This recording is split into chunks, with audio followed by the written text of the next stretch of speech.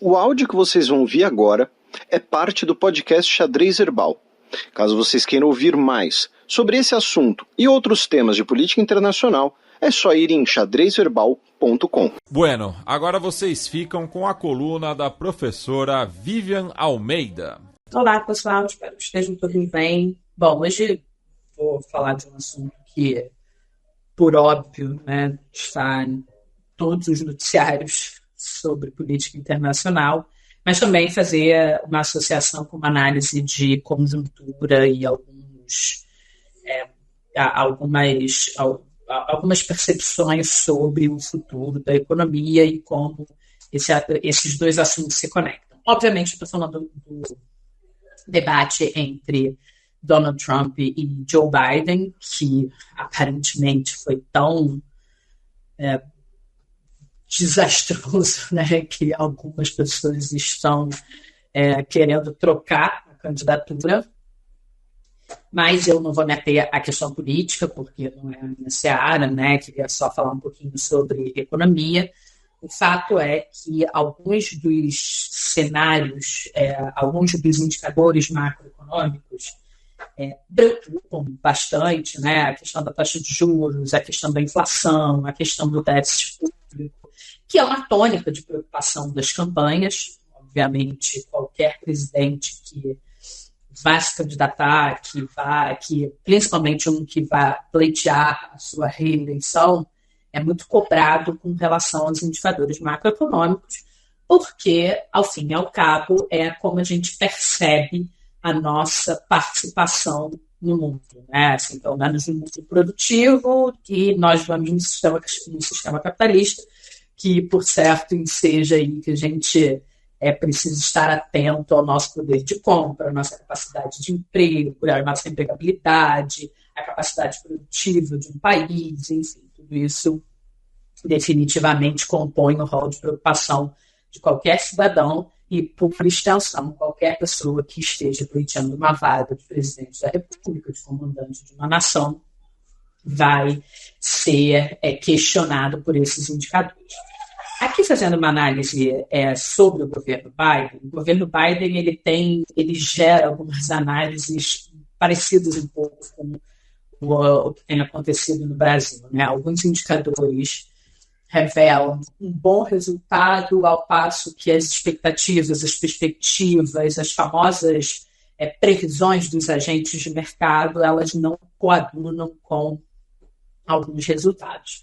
Mas isso tem várias razões e, enfim, eu vou tentar aqui explorar alguma delas, obviamente sem me exaurir, mas o fato é, com relação à inflação, que talvez seja o mais preocupante. De fato, a inflação, né, o Donald Trump falou que Biden herdou quase a inflação e depois acabou prejudicando o resultado do índice de preços. Mas, lembrando aqui, né, o Biden assumiu aí, o governo 21-22, e os países do Ocidente se depararam com um cenário de inflação. Isso não é circunscrito aos Estados Unidos, em grande medida por conta de uma readequação às cadeias produtivas, aos suprimentos que foram altamente impactados por conta da pandemia. Então, tem essa questão que ela não pode ser desconsiderada. Com relação ao PIB, tem aí eu já vou entrando aí um pouco na análise de conjuntura, né, dos cenários futuros, que é o seguinte. Bom, primeiro tem a questão da taxa de juros nos Estados Unidos, né, antes de falar do PIB, a questão da taxa de juros nos Estados Unidos, que tem demorado a diminuir, isso inclusive resvala aqui no Brasil, porque sendo os Estados Unidos uma economia forte como ela, os investidores tendem a migrar seus investimentos para uma nação que é mais forte economicamente, e ser mais forte economicamente associado ao maior retorno que a taxa de juros traz, com a segurança que essa economia tem, faz com que as pessoas queiram colocar seu dinheiro lá, né? Bom, então tem essa questão, mas o fato é que uma taxa de juros mais elevada acaba prejudicando os investimentos, que acaba, por definição, prejudicando aí o resultado do PIB na dimensão que se gostaria, né? A gente tem sempre uma ideia de que a gente quer crescer sempre indefinidamente, e aí a gente pode aqui fazer várias elucubrações e análises sobre como isso tem impactado a questão do meio ambiente, etc., mas com relação a um olhar mais estrito da economia, o fato é que para que haja um crescimento de um determinado país, esses vários dispositivos, esses vários botõezinhos, eles precisam ser muito bem calibrados para que isso aconteça. E aí a gente entra, né, um pouco na trajetória da economia, assim, por assim dizer, de uma forma mais ampla nos Estados Unidos, que está também muito associada à tendência global. Então, eu queria trazer aqui algumas análises, né, que tem circulado entre os grupos de economia, que são muito preditoras do que pode acontecer a partir do resultado das eleições dos Estados Unidos. O que pode ser ligeiramente freado na ocorrência da vitória do Biden e o que pode ser muito acelerado na ocorrência da vitória do Trump. Então, assim, o que se percebeu nos últimos anos é que, de fato, a gente tem uma mudança muito intensa, né, dos países, dos setores produtivos. Então, eu já repercuti, inclusive, um artigo super interessante do ACEMOL, né, assim, como que o capital, o investimento em capital, investimento em inteligência artificial, investimento em novas tecnologias, como que ela se comporta nos países e como isso pode ou não chegar ao trabalhador via salário. E isso gera uma desigualdade tanto entre setores quanto entre países também, e não é à toa que nós estamos percebendo um aumento da desigualdade no mundo. Associado a isso, a gente tem aí um resultado interessante, que o comércio internacional ele tem perdido constantemente o dinamismo. Isso é outra coisa que a gente fala bastante aqui também, né? Aquela tendência à globalização, a intensa relação de trocas, né? Isso vem mudando, e a mudança deu uma acelerada com a pandemia, né? Desse comércio global, mas tem um fator interessante que nas últimas medições, apesar do comércio internacional ter diminuído, né, em termos de volume, o PIB cresceu. Então, por que isso é importante da gente analisar? Porque isso, de alguma forma, fere aí, né, alguns dos resultados das premissas econômicas, que tipo, olha, se você tem mais comércio, você tem uma elevação do produto global. Então, ao mesmo tempo, o que você percebe é que não, você teve uma diminuição, mas o PIB aumentou. É claro que aqui se requer um cuidado, que é o fato de que, olha, a redução desse comércio, ela não necessariamente ela é uma redução generalizada, porque agora a gente tem uma economia mais digital, uma economia de uma integração reconfigurada, não desmantelada.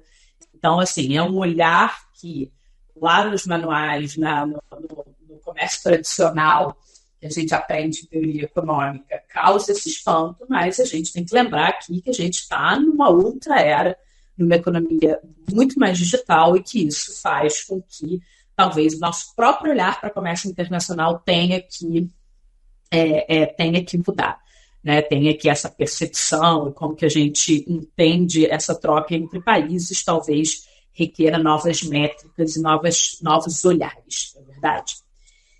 Bom, então, essa intensificação, isso que eu falei até aqui, como eu disse no início, né, não é que seja freado pelo Biden, mas não vai ser assim, uma espécie de indutor do protecionismo, e pode ser muito intensificado com o Donald Trump.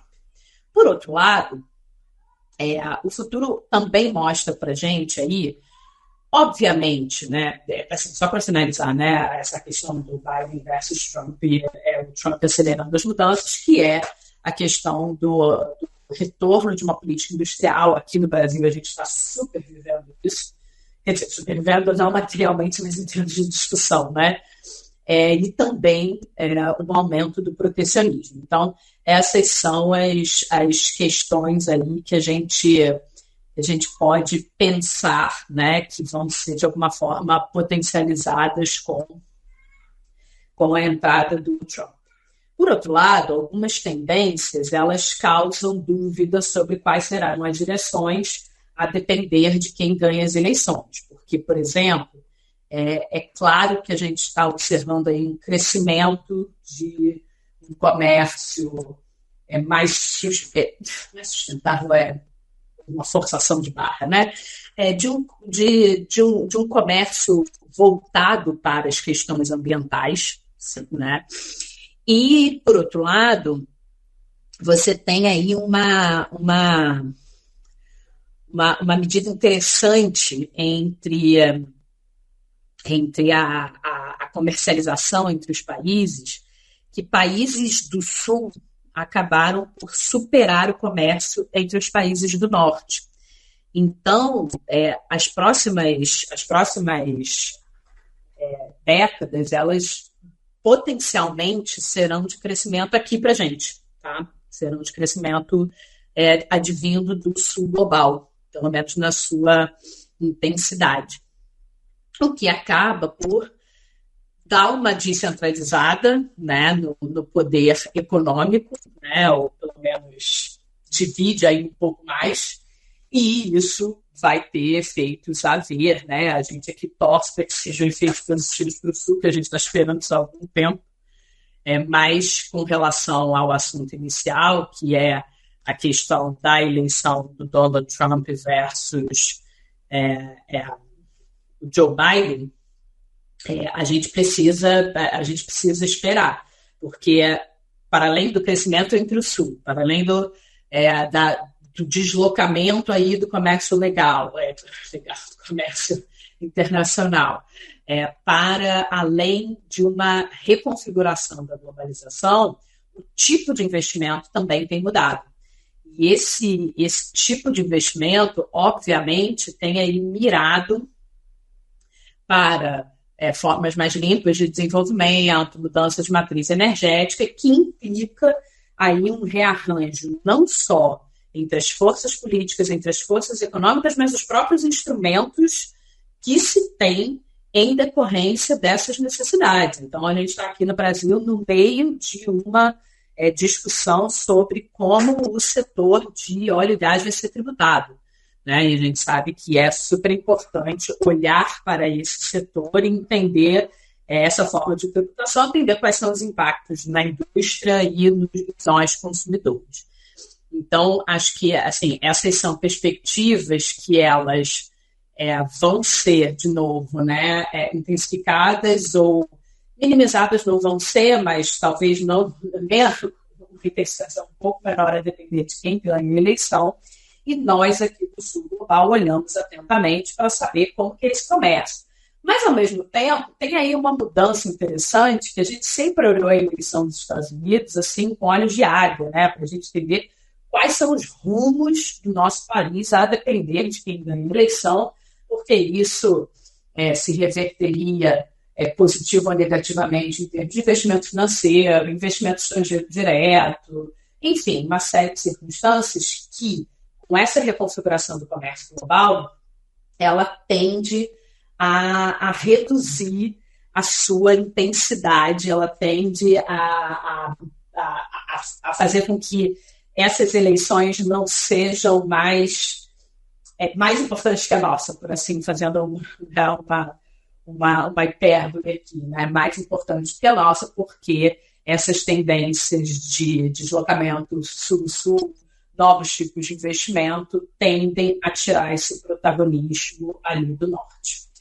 Bom, pessoal, era isso que eu tinha para falar com vocês no primeiro momento. E no segundo momento, o que eu queria falar é que eu vou ficar um pouquinho afastada, devo ficar aí um mês mais ou menos fora do programa, mas espero já revê-los. Já vou morrer de saudade, mas por motivos pessoais vou ter que me afastar um pouquinho. Tá bom? Então, é isso. Um ótimo final de semana para vocês. Enfim, né?